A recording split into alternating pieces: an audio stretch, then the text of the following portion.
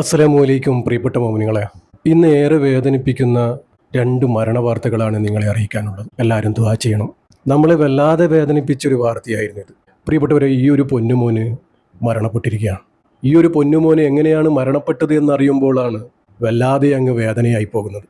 കേൾക്കുന്ന നമുക്ക് ഇത്ര വേദനയുണ്ടാക്കണമെങ്കിൽ ആ കുടുംബത്തിൻ്റെ, ആ പൊന്നുമോൻ്റെ മാതാപിതാക്കളുടെ അവസ്ഥ എന്തായിരിക്കും? പ്രിയപ്പെട്ടവരെ, എല്ലാവരും ദുആ ചെയ്യണം ആ മാതാപിതാക്കൾക്ക് വേണ്ടി. പടച്ചറബ്ബ് അവർക്ക് ക്ഷമയും സമാധാനവും സഹനശക്തിയും കൊടുക്കുമാറാകട്ടെ. എന്തൊരു ഇജ്ജത്തുള്ള മുഖമാണ് ആ പൊന്നുമോൻ്റെ.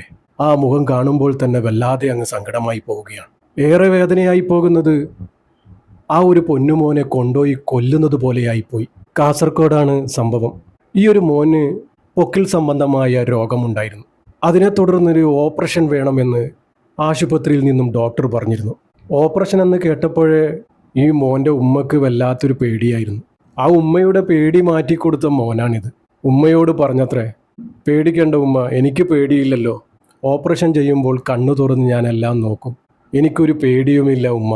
അങ്ങനെ ആ ഉമ്മക്ക് ധൈര്യം കൊടുത്ത മോനാണ്. ഒരു ആരോഗ്യ പ്രശ്നവുമില്ല, നല്ല ആരോഗ്യവനാണ്. ആ ഒരു പൊന്നുമോനെയാണ് ആശുപത്രിയിൽ കൊണ്ടുപോയി ശസ്ത്രക്രിയക്ക് വിധേയനാക്കിയപ്പോൾ, ശസ്ത്രക്രിയ നടത്തിയപ്പോൾ ആ പൊന്നുമോന് മരണപ്പെട്ടുപോയി. എത്ര നിസാരമായിട്ടാണ് നമ്മളിത് പറഞ്ഞത്. കാസർഗോഡുള്ള ഒരു ജനറൽ ആശുപത്രിയിലാണ് ഈ സംഭവം നടന്നത്. പൊക്കിൾ സംബന്ധമായ രോഗത്തിന് ശസ്ത്രക്രിയ ചെയ്ത മോന് മരണപ്പെട്ടു എന്ന് അവർക്കിതെങ്ങനെ പറയാൻ തോന്നി? ഒരു ആരോഗ്യ പ്രശ്നവുമില്ലാത്ത ഒരു പൊന്നുമോന്. ഇതിനെ തുടർന്ന് ആ കുടുംബം പരാതിയുമായി വന്നിരിക്കുകയാണ്. ഇന്ന് സോഷ്യൽ മീഡിയയിൽ മൊത്തം ഈ ഒരു വാർത്തയായിരുന്നു. മരണപ്പെട്ടിരിക്കുന്നത് ബേഡകം തലേക്കുന്ന് സ്വദേശികളായ അഷ്റഫ് സക്കാഫി ബുഷ്ര ദമ്പതികളുടെ മകൻ മുഹമ്മദ് ഇയാസാണ് ഇതുപോലെ മരണപ്പെട്ടു പോയത്. ഇന്നാ ലില്ലാഹി വ ഇന്നാ ഇലൈഹി റാജിഊൻ. 9 വയസ്സ് മാത്രമേ പ്രായമുള്ളൂ. 4ാം ക്ലാസ്സിലെ വിദ്യാർത്ഥി. മിടുക്കനായ പൊന്നുമോന്. ഭയപ്പെടേണ്ട ഉമ്മ, എനിക്ക് പേടിയില്ലല്ലോ, ഞാൻ നല്ല ധൈര്യവാനാണല്ലോ, ഓപ്പറേഷൻ ചെയ്യുമ്പോൾ അതും കണ്ട് ഞാൻ നിൽക്കും എന്ന് പറഞ്ഞ മോനാണ്. ഇതെങ്ങനെ വിശ്വസിക്കാൻ പറ്റും? ഇതെങ്ങനെ ഉൾക്കൊള്ളാൻ പറ്റും? കൊല്ലുകയാണ് നമ്മുടെ മക്കളെയൊക്കെ. എത്രയെത്ര മക്കൾക്ക് ഇതുപോലെ സംഭവിച്ചു. പ്രതികരിക്കണം. ഇതിനെ ചൊല്ലി പ്രതികരിച്ചേ മതിയാകൂ. നാളെ ഇതുപോലെ മറ്റൊരാൾക്കും സംഭവിക്കാതിരിക്കാൻ. കഴിഞ്ഞ ദിവസം ചെറിയൊരു മോന്, 3 വയസ്സുകാരൻ, വീണു പൊട്ടിയ ചെറിയ മുറിവുമായി ഹോസ്പിറ്റലിലെത്തിയതാണ്. ചെറിയൊരു മുറിവ് സ്റ്റിച്ച് ചെയ്യാൻ മയക്ക് കൊടുത്തത് അല്പം കൂടിപ്പോയി. ആ പൊന്നുമോന് മരണപ്പെട്ടുപോയി.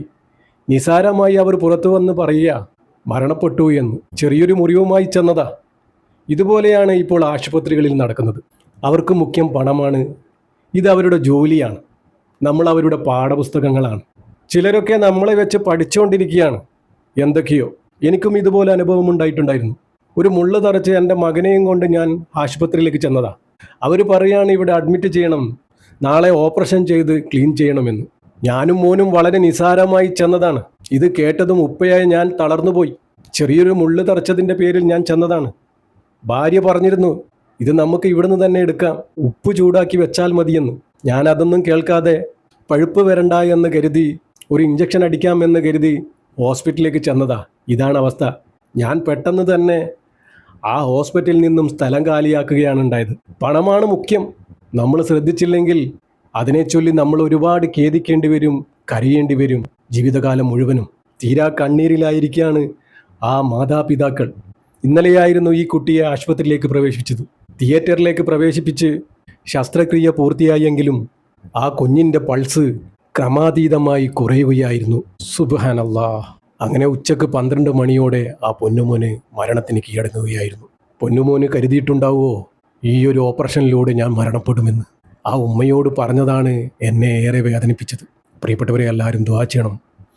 പടച്ചറബ്ബ് ആ പൊന്നുമോന് സ്വർഗീയ പൂങ്കാവനം തുറന്നു കൊടുക്കുമാറാകട്ടെ.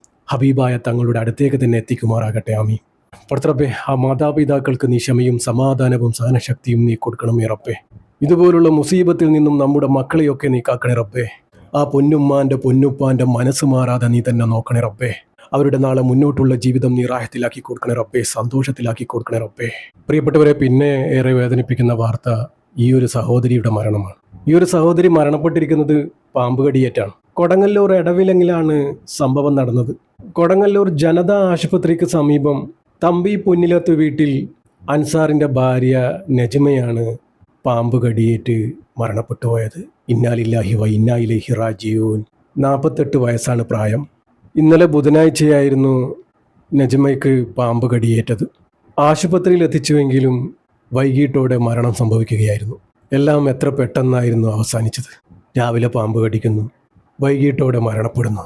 പടച്ച റബ്ബേ, ഇതൊരു വല്ലാത്തൊരവസ്ഥയാണ് റബ്ബേ. ഇതുപോലുള്ള മരണത്തിൽ നിന്നും എല്ലാവരെയും നീ കാക്കണേ റബ്ബേ. പടച്ച റബ്ബേ, അർഹം റഹീമായ റബ്ബേ, നജ്മ എന്ന ഈ ഒരു സഹോദരി നിന്റെ റഹ്മത്തിലേക്ക് വന്നിരിക്കുകയാണ് റബ്ബേ. അവർക്ക് നീ മഹഫിറത്തും മർഹമത്തും കൊടുത്ത് അനുഗ്രഹിക്കണേ റബ്ബേ.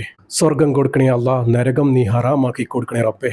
ഖബറിലെയും നരകത്തിലെയും മുഴുവൻ അദാബിനെ തൊട്ടും ഈ മയ്യത്തിനെ നീ കാക്കണേ റബ്ബേ.